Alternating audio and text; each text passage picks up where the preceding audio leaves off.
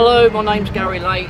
I'm one of the Truckfest judges. I've been judging 35 years. I'm just going to show you actually what we're looking for on some of the vehicles in general.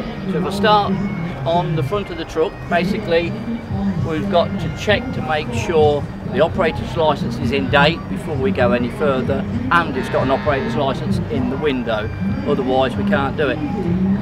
If you've got a show truck which doesn't go on the road, it doesn't need an operator's licence. All it needs is just a normal tax in the window.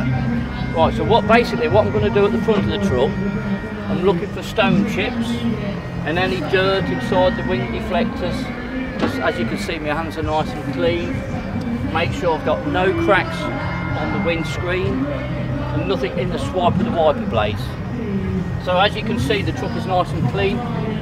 Make sure the number plate's not cracked. We've got no cracks in the headlights, so they're okay. And what we're looking for now, we're looking for little stone chips.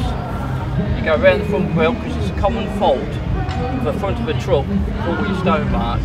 As you can see, we haven't got any. So I'll come around this side, make sure your wiper blades are all okay, make sure we've got no dirt in here. And you start going around the edges. So I'll come round. So what I've got to do now is I'm checking the interior of the truck.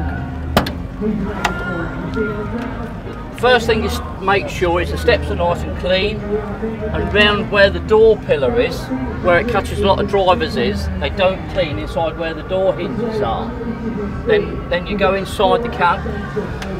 Right, what I'm actually doing now, I'm just checking for cleanliness of the cab. And the main one, what the drivers make mistakes on, is behind the driver's seat. So what we do is pull the seat forward and make sure we've got no dirt around the back.